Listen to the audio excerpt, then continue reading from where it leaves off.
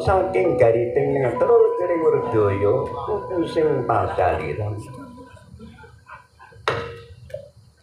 ingkang rawuh wonten Diwarawati iku kados dening Kakang Prabu Baladewa perangan panjenengan tepih saking Mandura rawuh wonten Diwarawati punapa inggih sami wilujeng Koko Prabu rawuh panjenengan dalem katuran berbagi Langgreng suwana jeri Baladewa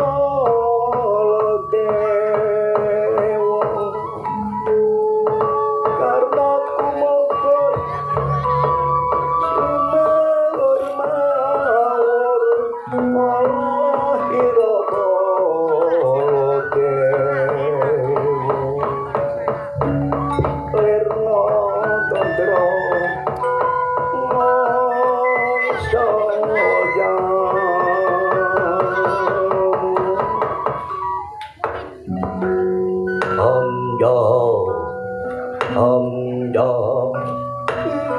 Mas dulur kude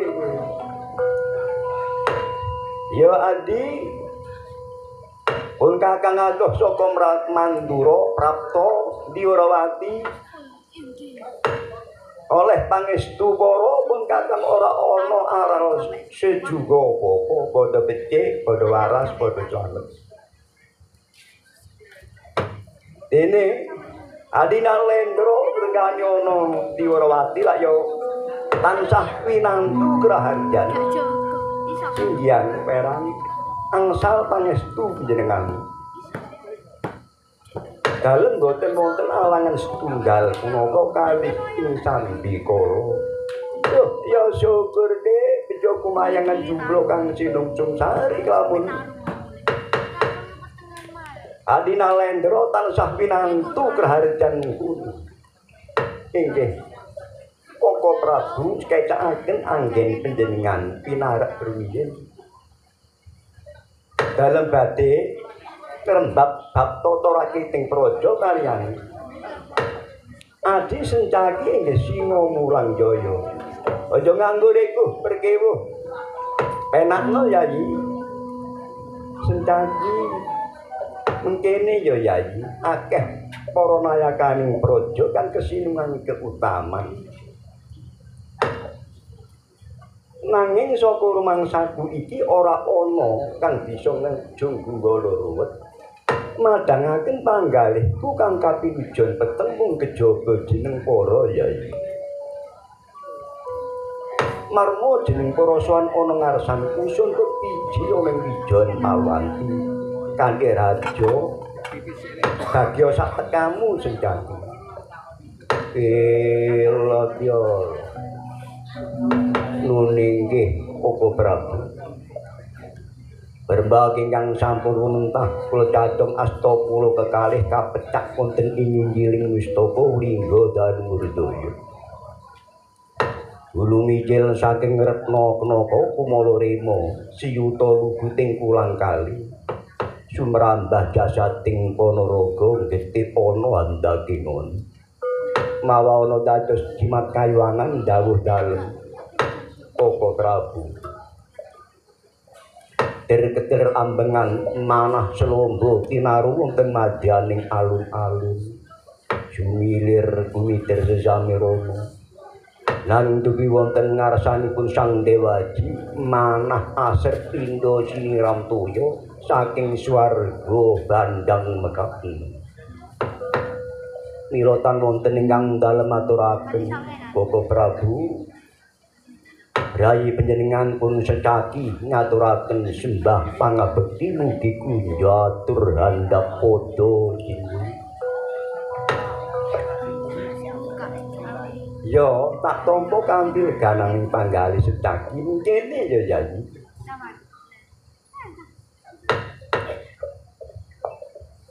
kanan para iki adoh sun awe cedhak sumedya ndak radhetaken kula ndak ajak ngumpaka bab tata rakiting praja kaya pawaran pawartane anggon para nengiti ana ing jeroning Kraton Diwarawati Werga Sentana iku matura kang treja Elodya mangke beran mangke menawi mundhut keterangan bab negari Diwarawati Werga Sentana menika sampun boten wonten ingkang anujiwan neniti Werga Sentana rata ing kawula alit menika ingkang ngagem busana ijo ngempal ijo ingkang ngagem busana abrit ngempal abrit ingkang petak ngempal sami petak mertandani saking kemakmuran Praja Diwarawati sampun boten wonten ingkang angungkuli Koko Prabu dening kawula ingkang ngagem busana ijo menawi kadulu saking ketebian pindha talu ingkang teksih gumadung ijo royo-royo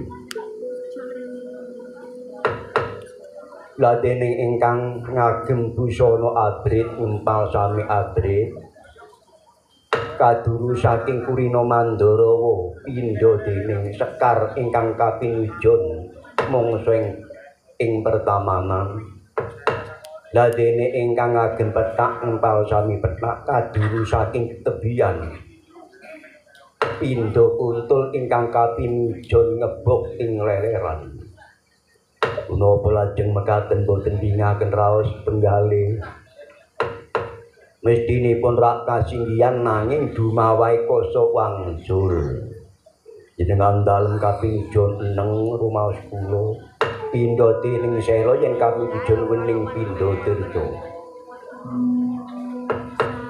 tigang perwatangan tan ngresa ngendika menggah ingkang dados darunaning panggalih punapa caya panglonging polatan nun sandika dawuh dalem kawula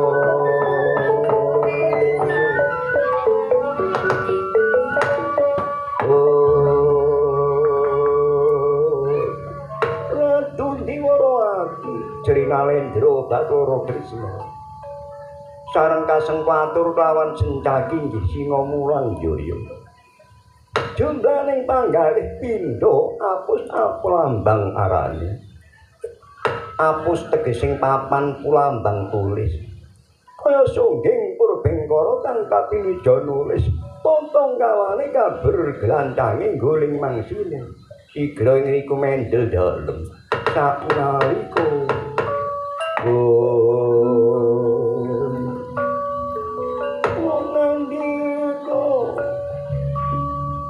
Sang Prabu manggalih ing telenging Estining Driya punapa ingkang dipun batos kelawan panjenenganing Ratu Dwarawati batos kawontenanipun ingkang rayi Wara Brontajaya inggih Rara Ireng Asmani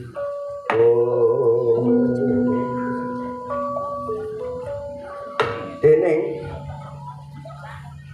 Ratu Dwarawati Sri Nalendra Bathara Kresna menika badhe besanan kalian inggih menika sinuwun ngamarta tangsanes Kuntadewa inggih guna palikrama Bratajaya inggih Rara Ireng badhe kajatukrama lan Taranggana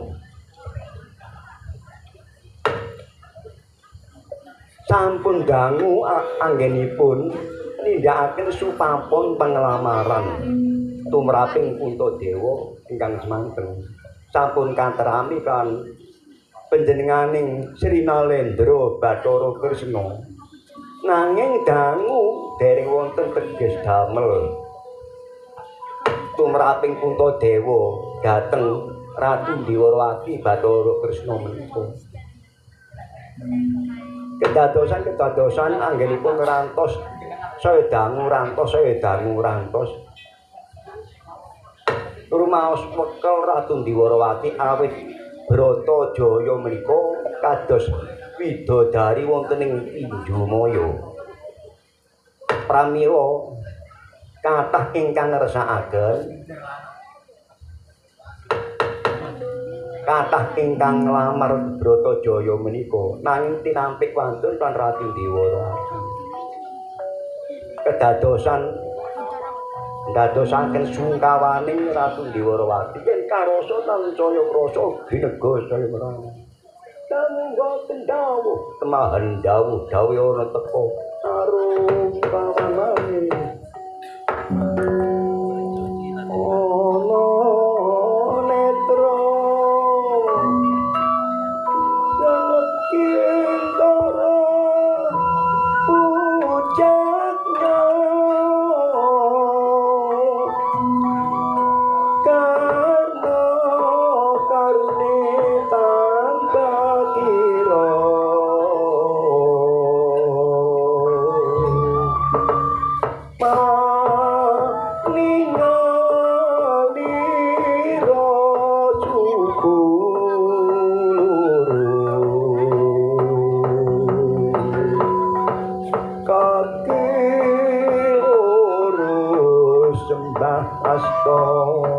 Sukunetra kelawan Karna wadok loro kinarya golongane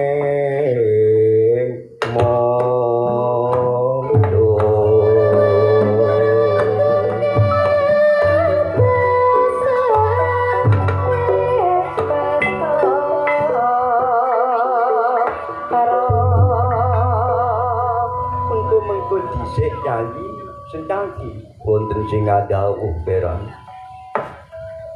nanging dalem saketara pun kakang iki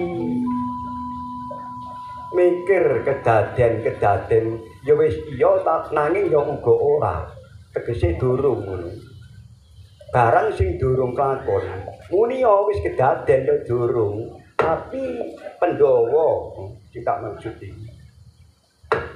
maksuding Pandhawa Kakang Pandhawa iya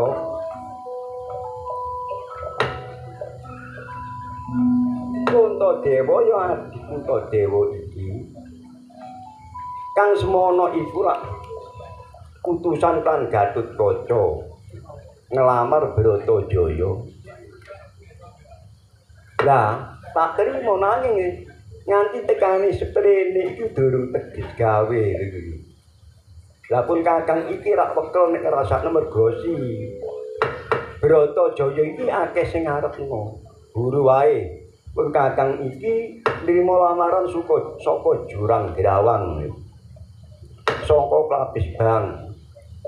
Sing tak kuwatiri ku barang sing tak tolak iku dong sono. Ndadekno mes guling pamikiran iku lak marai gak apik iki. Ila dialah lah punapa lajeng ingkang ngriki nyatakaken prika namining dulur. Oh iya nek bab perkara ngono tapi kene iki Panudya putri. Sawangane ora apik lho. Sing tak maksud iku Yayi Kunto iku mbok utusan mrene ngono lho. Lan diarani kapan tanggale, kapan ulane lho ngono. Iku lak jenenge dong sih. Lah nek ngene iki lak durung diarani dong. Ya bener wis tak terima. Wis bener tak terima.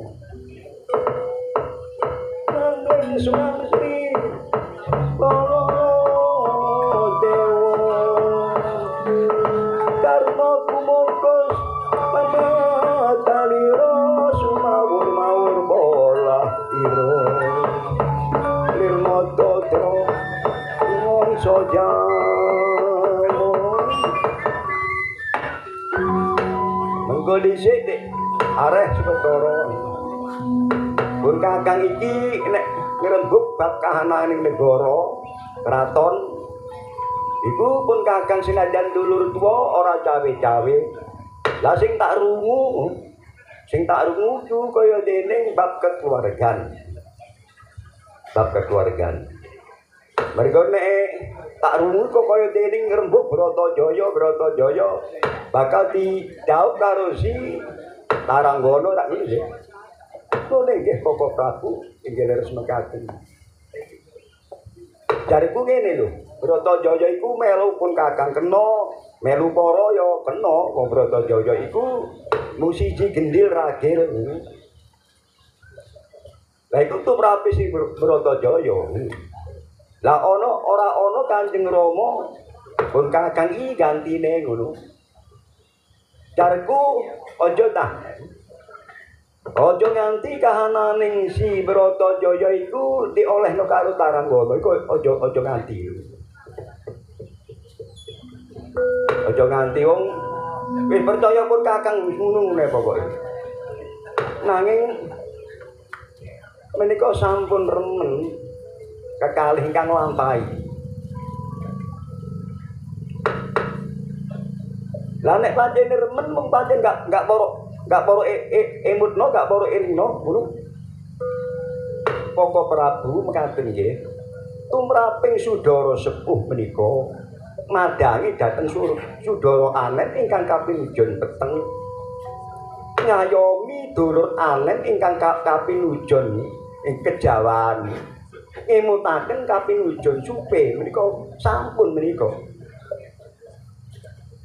Senadyan Yayi Kunto inggih sampun kula emutaken ampun ngantos si Taranggana dhaup switaning Rama lan Bratajaya. Mboten menika sampun.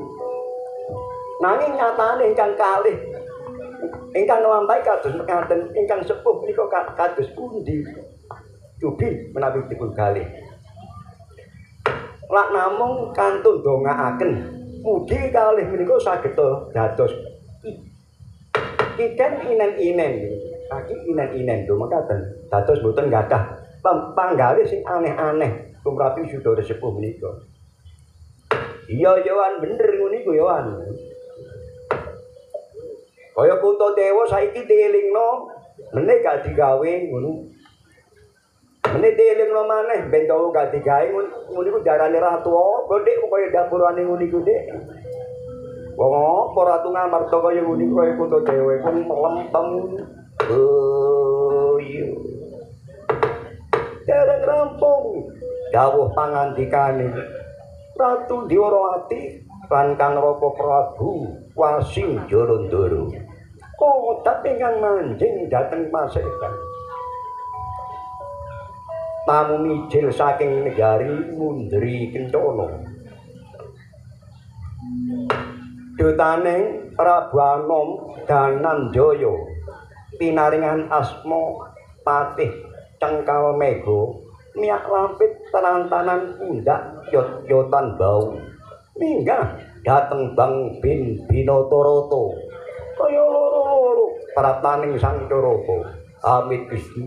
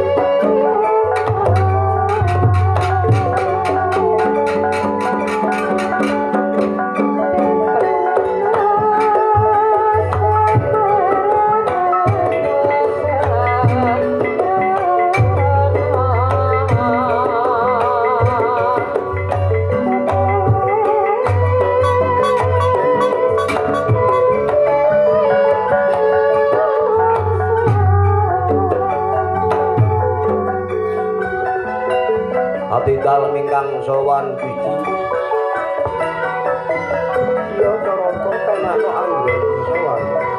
Aja nganti gugup, aja nganti rekuh lan perkemo.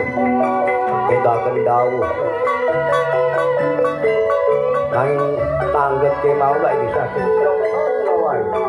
Napa leretunipun Gari Dwarawati menika kratonipun. Yo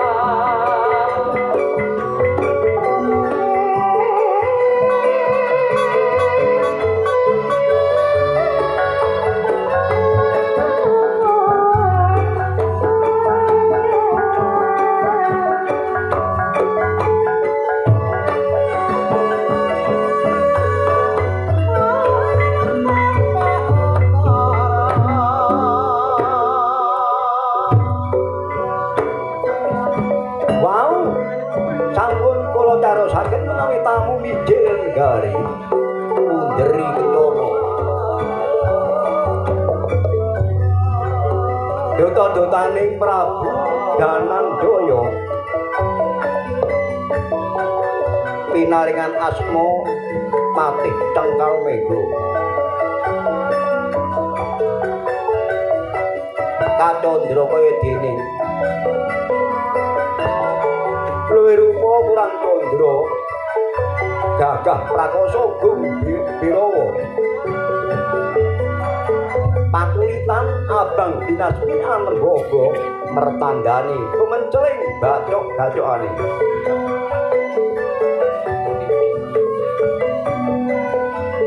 Mundi Nawala sak bantal gedene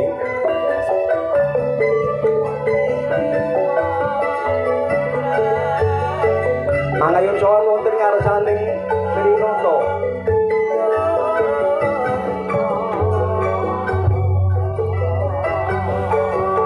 pancen setengah buta, setengah yaksa. Tandang to tanduke kirang sopan, kirang prayoga. Gobek mangi wong idu, gobek mangi wong liya.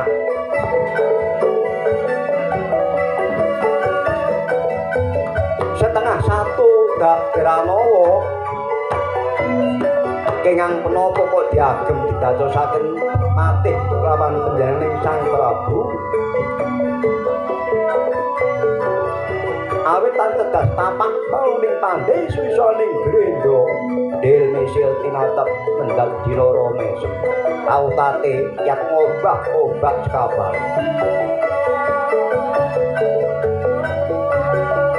Penak lo yo wis iki diwarwati dadi sliramu wis ora kesasar maneh. Kita bendau syukur kelawan kajikan.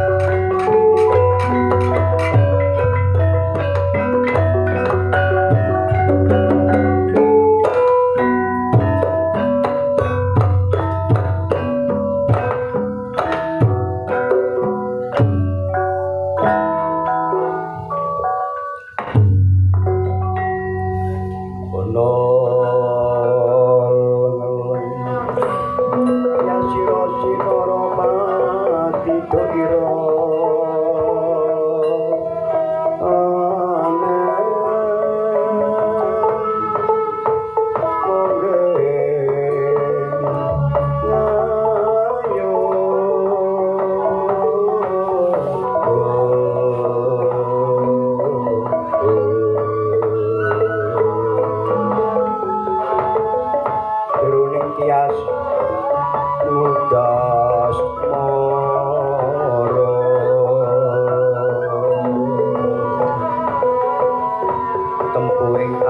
kanan mewah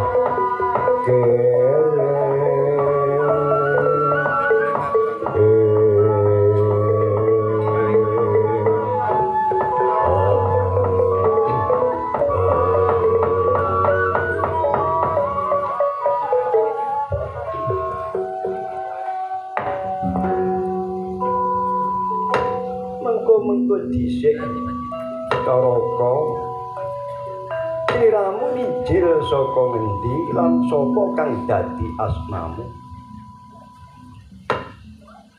diutus Gusti Ratumu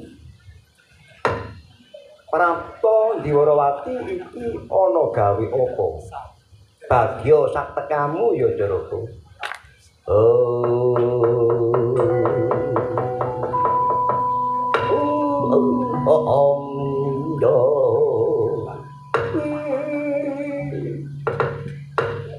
Nun inggih nun tapi ingkang abdi saking negari Mundri Kencana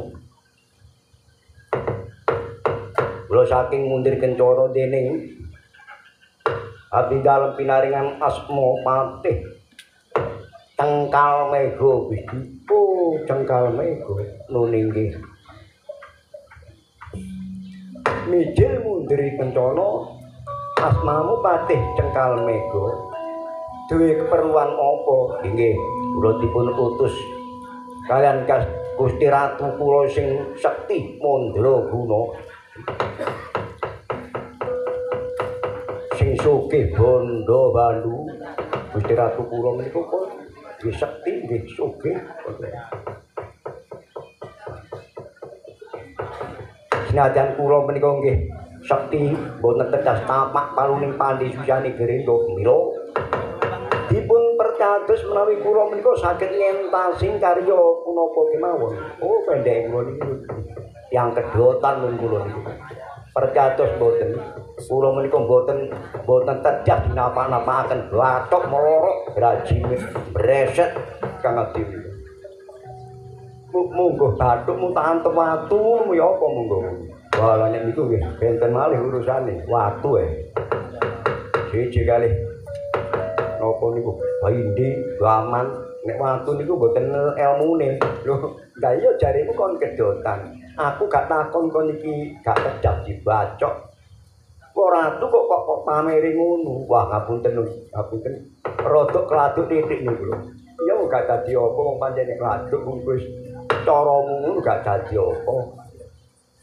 Ratu iku gedhonge sabar ngono gak dadi apa gawemu nggih bodhok lapor Ratu tawomongi kedotan sak piturute ngaturaken nawala dipun atus napa menika dipun utus ngaturaken nawala menika oh ya lah ngono ae kok dadi ngomong kedotan kaya Pak tak terimane layangi Gusti Ratu suawi kula aturi nampi Katri muat antara mero mantri sang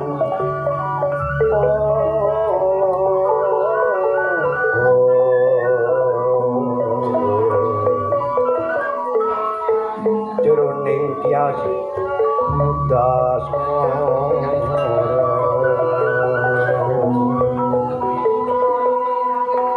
kempaka ing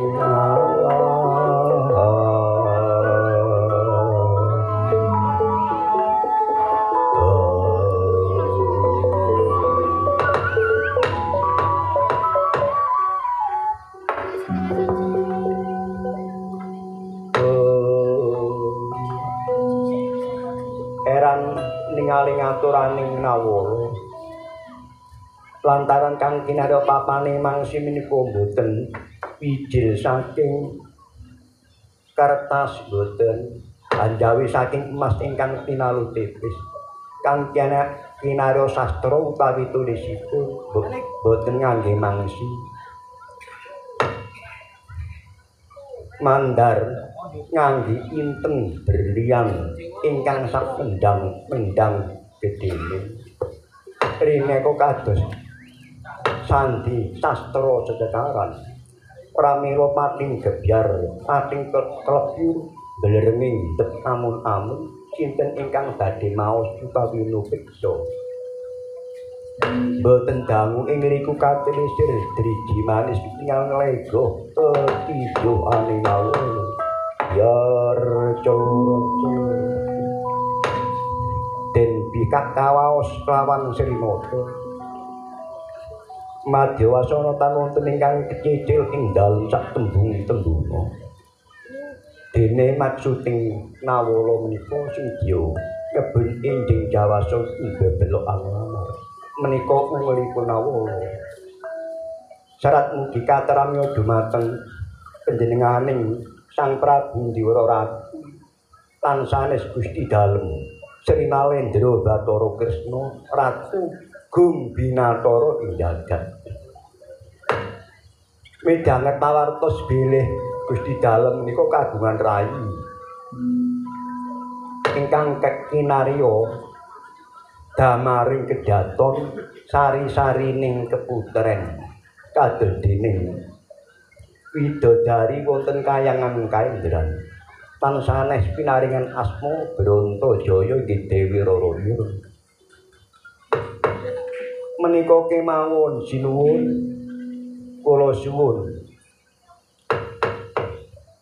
inggih menika badhe kula jatuh krama menawi wonten pamundhut emas pecis donya brana dalem saged ndatengaken wonten ing Diwarawati nanging menawi boten dipun paringaken nuwun sewu kula aturi jembaraken beteng nginggilaken laren wandi boten badhe kula wontenaken putri boyong saking Diwarawati kula boyong dhateng negari Mundri Kencana tandha asta Prabu Anandananjaya sanalika Nawala katinten kelawan panjenengan Ratu Diwarawati bayar coro yang berang pria bangun salendri mogo toto tanpa kedepan dumeneko akan sanggo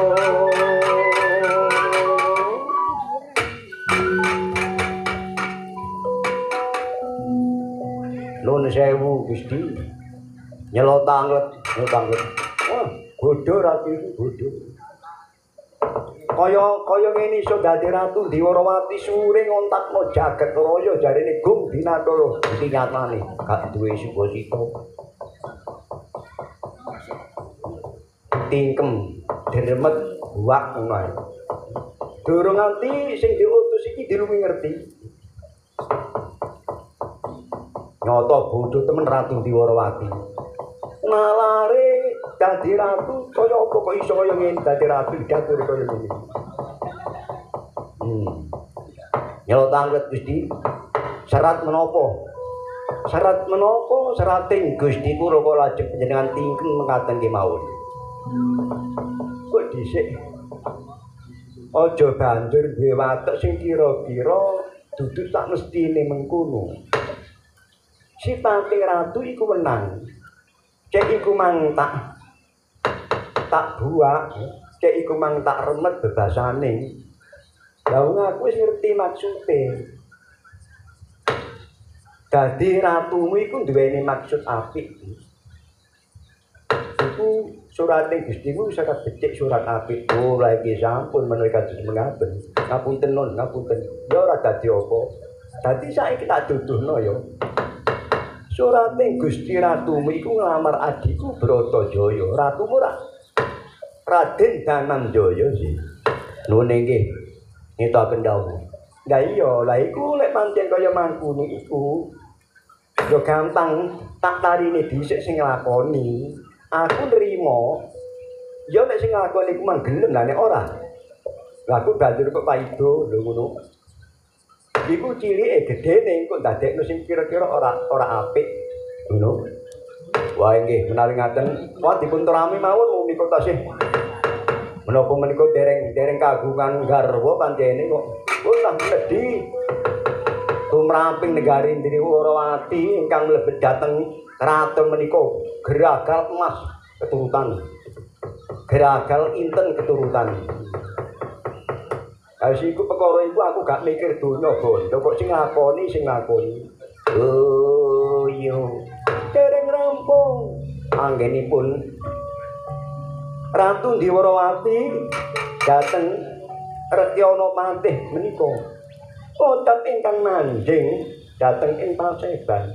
Duta Mijil Ngamarta. Dutaning Kuntadewa Raden Gatotkaca ingkang sawadya.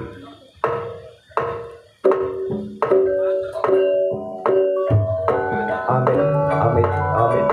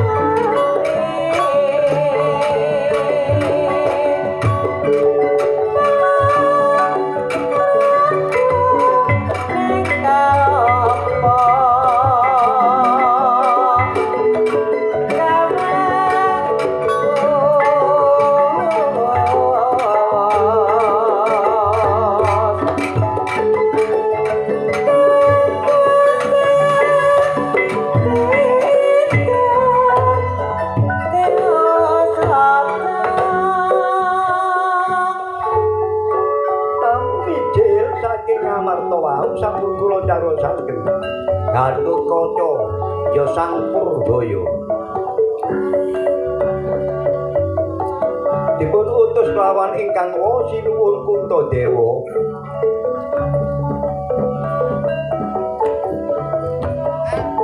teges gawe teges damel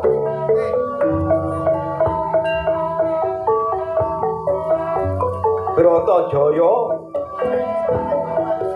kadhaup utawi kadhatukra lan ingkang pamantaranggana menika badhe dipun tentokaken nggih badhe dipun aturaken lan Gatotkaca sakmenika ndadosaken sidhem permanem wonten Ndiwarawati dupi wonten praptane Gatotkaca Sri Krishna mengsam kadulu menawi remen dateng Gatotkaca.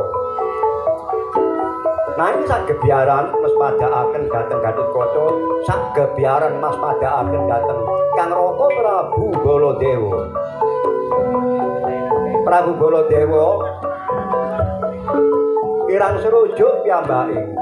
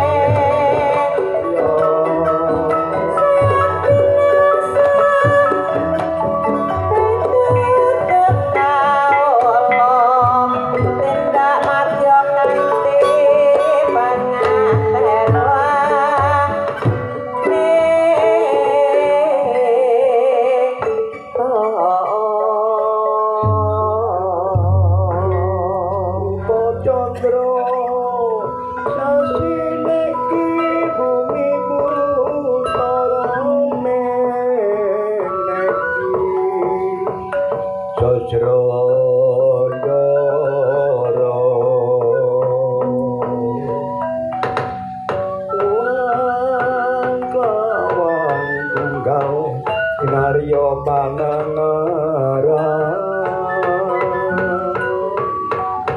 wadah siji tunggal coba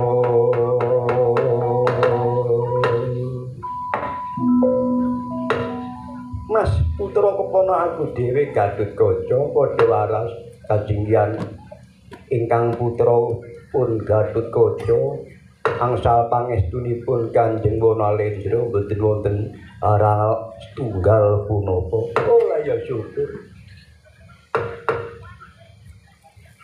Putra ponakan pun Gatotkaca ngaturaken ngabekti Kanjeng Wa.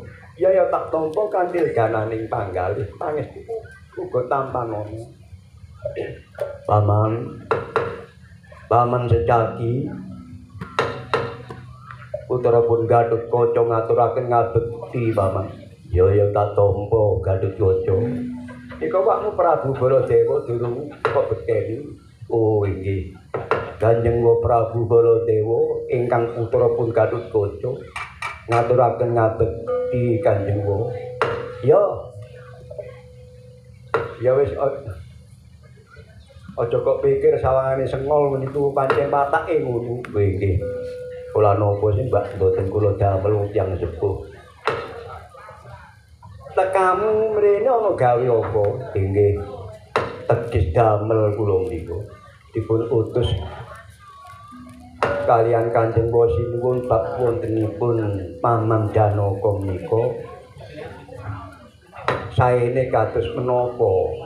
Lah tak enteni tekaning saprene durung ana omongan ibu lai. Lah aku katene merono kok ya sawangane lho. Inggih, lah nggih menika dawah sasi menapa? Tanggalipun tanggal pinten? Lah ya iku sing tak pikir ya iku. Ya ora kate dirembug maneh-maneh lho ngono ya saiki. Kok rasane atiku blong ngono. Nggih. Tapi aku sakjane ngono ya ora duwe kemamangan urung utawa gak sida tegese ngono gak duwe ngono. Mas yo suwe ta. Gak ana teges gawe mrene gak apa-apa. Umpamane kok terus dadak pamanmu Taranggana iku gak sida. Gaul karo si Bratajaya umpama lho nak wong umpama